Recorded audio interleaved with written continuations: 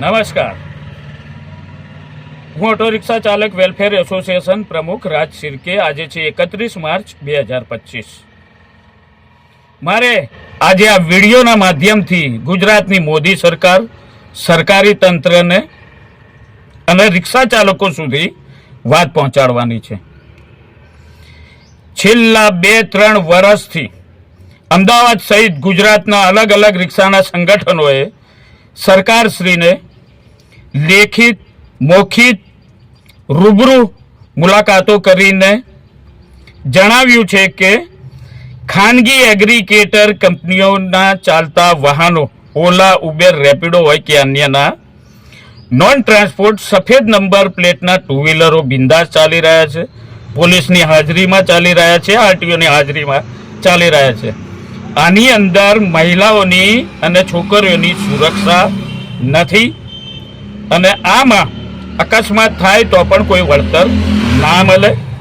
ઘણા બધા કારણો છે, પણ કેન્દ્ર સરકારનો હવાલો ગુજરાત સરકાર આપે છે. પણ ગુજરાત સરકારમાં પણ નીતિ નિયમો છે. કલમ 14 હેઠળ એ માને કે ના માને એવું હોય. કલમ 14 હેઠળ રાજ્ય સરકાર પણ આના માટે કેન્દ્ર સરકારનો જો આ આદેશ હોય તો ના પાડી શકે છે ને 2021માં જ સીએમ સાહેબે આની ના પાડી છે. એનું પણ લેટર છે કે આવા વાહનો ચાલવા ના જોઈએ, સરકારની તિજોરીને આનાથી નુકસાન છે.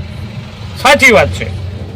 એક બાજુ ટ્રાન્સપોર્ટેશન વ્હીકલના એટલે રિક્ષા ચાલકોના વર્ષમાં 10 થી 15 હજાર રૂપિયા જેટલા સરકારને અમારે ચૂકવવાના હોય છે અને આવા વાહનોને, પ્રાઇવેટ વાહનોને કોઈ વસ્તુ ચૂકવવાની હોતી નથી. એક તો એ અન્યાય છે, સેફટીનો સવાલ છે. અને આના માટે રૂબરૂમાં સીએમ સાહેબ ભૂપેન્દ્રભાઈ પટેલ સાહેબને પણ મળ્યા હતા. એમ કે દાસ સચિવ વાર વિભાગના એમને પણ મળ્યા હતા. એમણે પણ આદેશ આપ્યા લેખિતમાં અને આરટીઓ અમદાવાદમાં લેખિતમાં એની ઉપર કાર્યવાહી પણ કરવામાં આવી.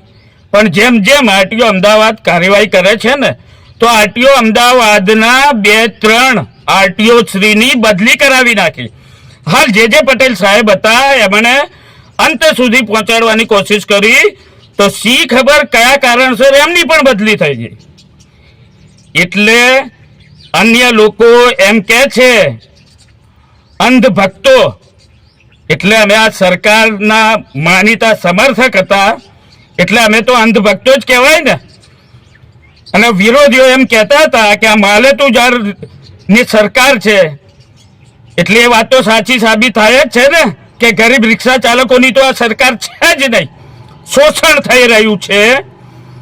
રિક્ષા ચાલકોને આવી કંપનીઓ રિક્ષાનું ભાડું પણ, સરકારે નક્કી કરેલું ભાડું પણ નથી આપતી, તો પણ આવી કંપનીઓ ચાલે છે. એક બાજુ 2 વ્હીલર નોન ટ્રાન્સપોર્ટ બિંદાસ ચાલે છે, એનાથી રિક્ષા ચાલકોનો ધંધો રોજગાર બગડી ગયો છે. તેનાથી પણ રિક્ષા ચાલકોનું ઘર પરિવાર નિભાવવામાં તકલીફ પડે છે, તે પણ નુકસાન છે. અરે મોદી સરકાર, ગુજરાત સરકાર, કંઈક તો વિચારો. રિક્ષા ચાલકોની આતડી કકડે છે, ઘર ચલાવવું મુશ્કેલ પડે છે. તમે અમારો ધંધો આ પ્રાઇવેટ કંપનીઓને કેમ વેચી માર્યો? કેમ સરકારી ધારા ધોરણ મુજબ રેટ કમિટી છે ને આપણી, કેમ સરકારી ધારા ધોરણ મુજબ આ લોકો રેટ નથી આપતા? એક બાજુ એમ કહો છો કે તમે એપ્લિકેશનનો ઉપયોગ કેમ કરો છો?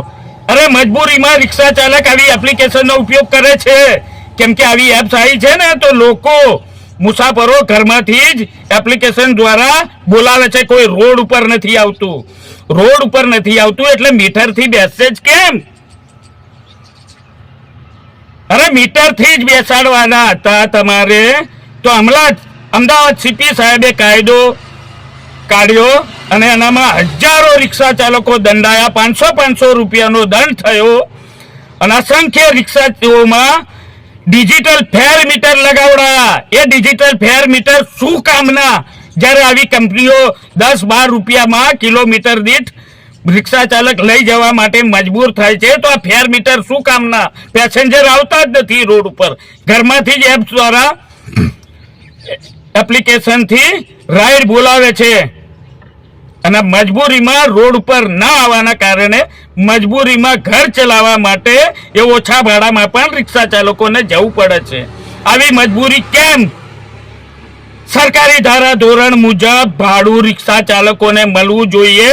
તમે કંપનીને આદેશ કરો અને સૌ પ્રથમ તાત્કાલિક આવા 2 વ્હીલર જેટલી પણ ખાનગી એગ્રીગેટર કંપનીઓ ઓલા ઉબેર રેપિડો હોય કે કોઈ બી હોય એને તાત્કાલિક અસરથી બંધ કરો, ડિલીટ મારો આની એપ્લિકેશનમાંથી 2 વ્હીલર.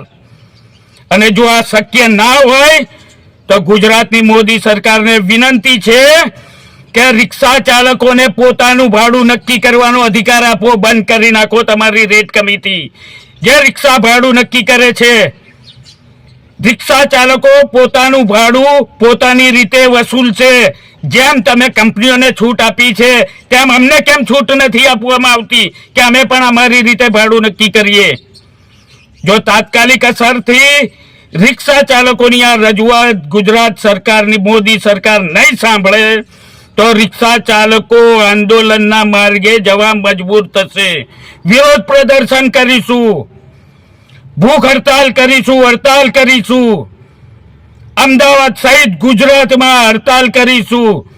મોટા મોટા પોસ્ટર લગાવીશું, મોટા મોટા પોસ્ટર રિક્ષાઓમાં કે મોદી સરકારના અને ગુજરાત સરકારના આવી કંપનીઓ પણ માલ તુજાર કંપનીઓને આશીર્વાદ છે પણ ગરીબોની આ સરકાર નથી એવા પોસ્ટર લગાવીશું.